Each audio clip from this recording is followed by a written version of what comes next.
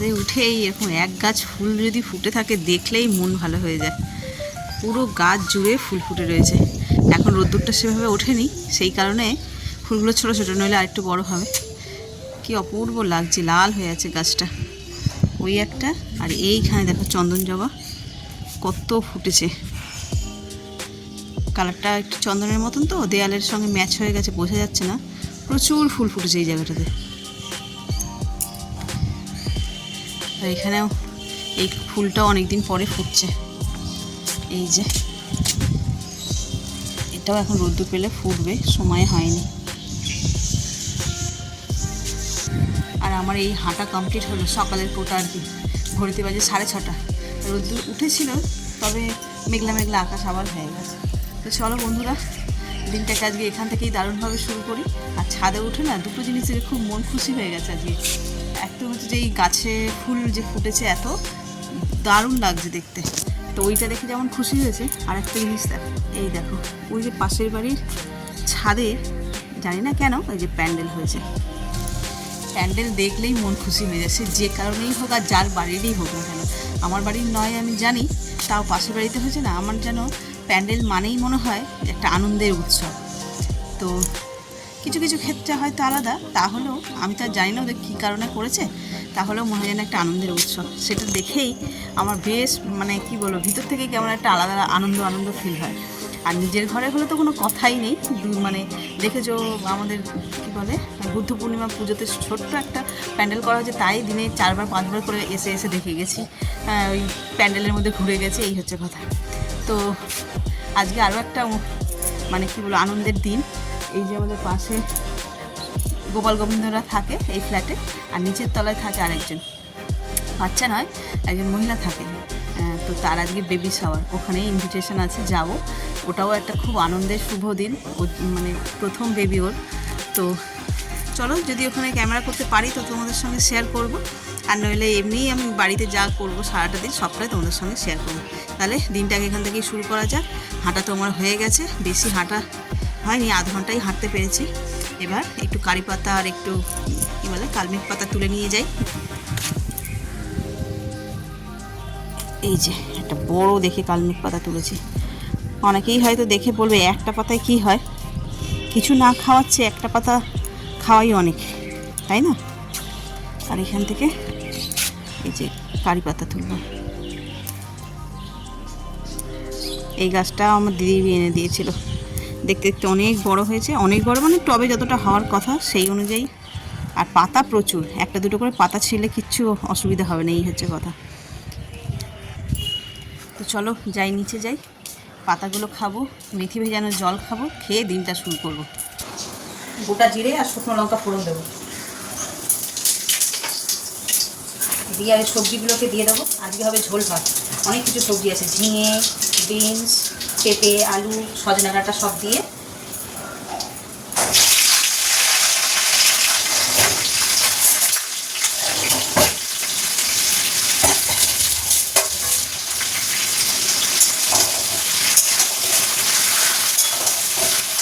জ্যান্ত কাতলা মাছ আছে, সেই দিয়ে হবে ঝোল, সাথে গন্ধরাজ লেবু।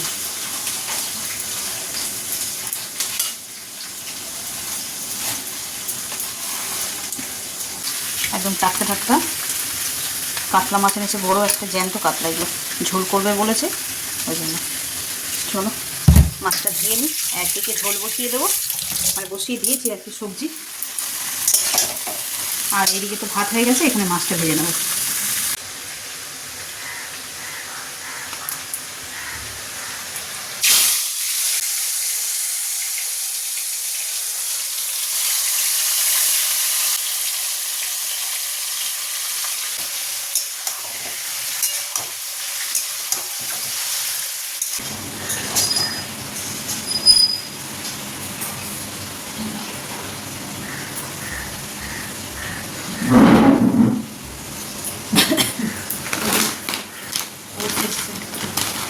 ব্রেকফাস্ট আমি এটাই খাওয়াচ্ছি, অভ্যাস হয়ে গেছে খেতে পারছি, এটা ফ্রি দিয়েছে মশলা, এটা তো ভালো না।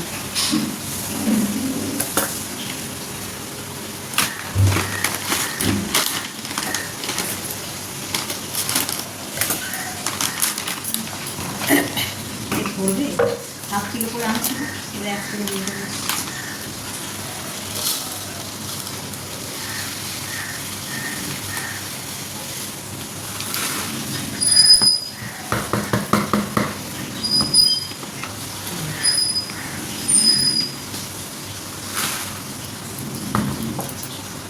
হাফ কিলো দিয়ে দেওয়া।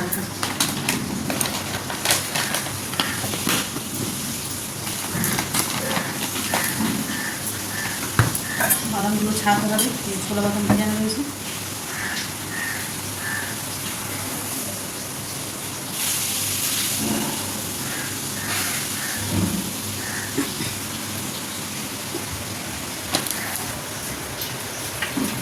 বাইরে আবার ঝমঝমিয়ে বৃষ্টি শুরু হয়েছে। আর এদিকে ছেলে খাবার ব্রেকফাস্ট, এই যে ডিম ভেজে দিচ্ছি। কালকে রাতে সোয়াবিন করেছিলাম, সেই সোয়াবিনের তরকারি রয়েছে, সেই তরকারি রুটি আর ডিম ভাজা।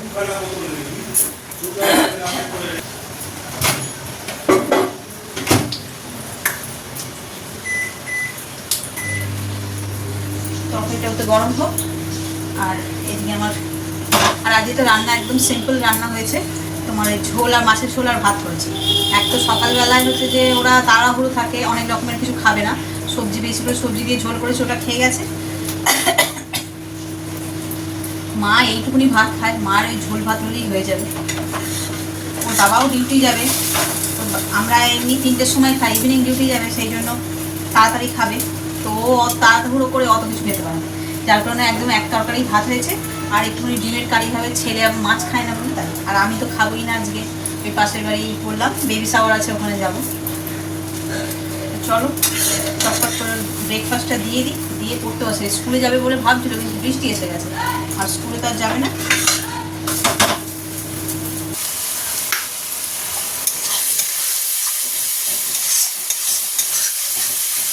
এখানে ডিম ভেজে নিয়েছি, আর এই যে মশলাটা কষাচ্ছি, ডিমের কারি হবে। ওর বাবা টিফিনেও নিয়ে যাবে, আর রঙাও খাবে ভাত দিয়ে।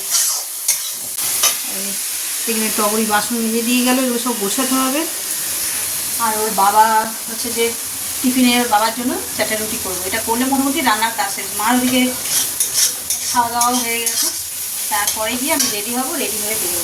যদি এত তাড়াতাড়ি যাবো না, একটু দেরি হবে। আমি যাবো ওই যে তোজোর সঙ্গে, তোজো 2টোর সময় স্কুল থেকে আসবে, এসে স্নান টান করে খেয়ে ঘুমালে তারপর মা, আমি, ঠাম্মি সবাই একসঙ্গে যাবে।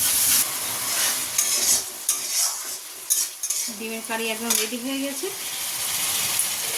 এবার এর মধ্যে একটুখানি গরম মশলা দিয়ে দেবো, গ্যাসটা নেবাই। একদম সুন্দর ডিমের কারি রেডি।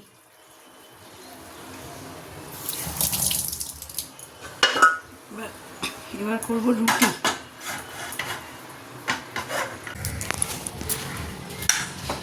রোজ কাজে বেরোবে আর বৃষ্টি শুরু হবে।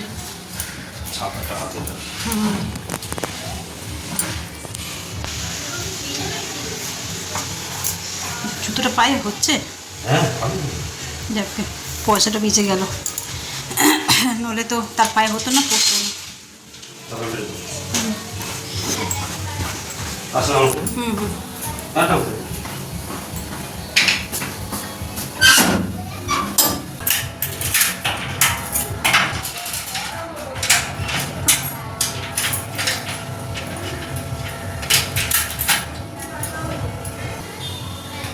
বাবা বেরোবে, রোজ বৃষ্টি, যখনই অফিস বেরোয় তখনই।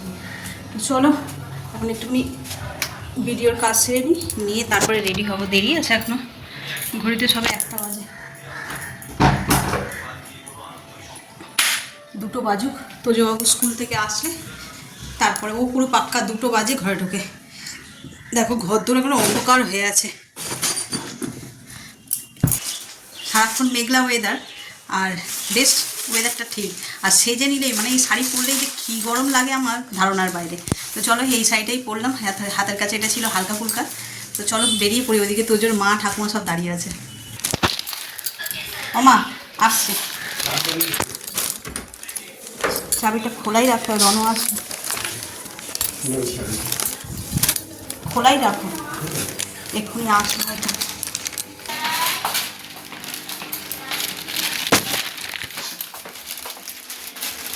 ছাতা নিয়েছো?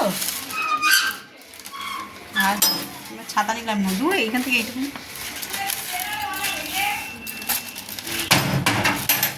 সে ঘুমিয়ে পড়লো এত তাড়াতাড়ি? আচ্ছা আচ্ছা, একদমই ভালো।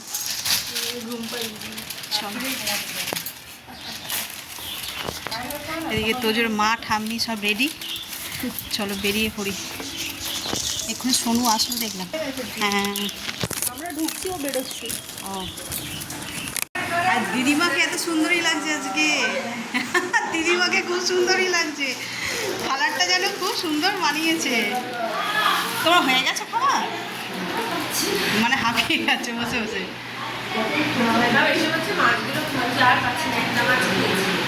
এটা ধরো একটু একটু খেতে হয়।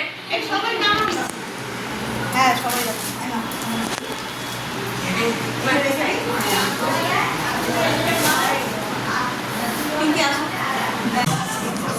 চলো খাওয়া শুরু করো।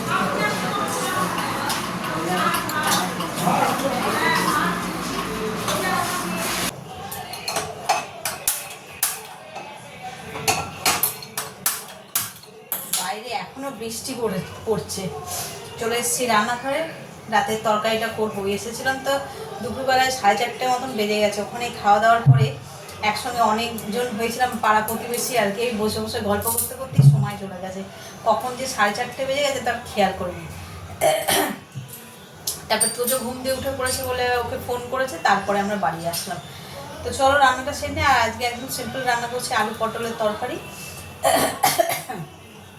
আর ওখানে গিয়ে তেমন একটা ভিডিও করতে পারিনি, অনেকে ছিল, অনেকের সঙ্গে অনেক রকমভাবে গল্প টল্প করতে করতে আর খেয়ালই ছিল না যে ভিডিও করবো। তারপরে একটা আননোন জায়গা, সেই জন্যই আর করিনি বিশেষ করে। তো চলো তরকারি করি। আর বাইরে পড়ছে বৃষ্টি, সেই সকাল থেকে আজকে একবার বৃষ্টি শুরু হচ্ছে, 10-15 মিনিট হচ্ছে, আবার বন্ধ হয়ে যাচ্ছে। এইরকম করে করে আজ সারাটা দিনই, প্রায় বললেই ভুল হবে না, সারাটা দিনই প্রায় রেনিটি। 1 সেকেন্ডের জন্য মনে হয় যে একদম যে থেমে যাচ্ছে তা না, চিচির করে বৃষ্টি পড়ে যাচ্ছে। মুষলধারায় হচ্ছে না, একদম সেই শ্রাবণের ধারার মতন বয়ে চলেছে। তো চলো, সকালে তরকারি ছিল মাছের ঝোল, সেটাও গরম করব। আর এখন রাতের তরকারিটা করবো। কি? হ্যাঁ রাখ রাখ, ওখানে রাখ।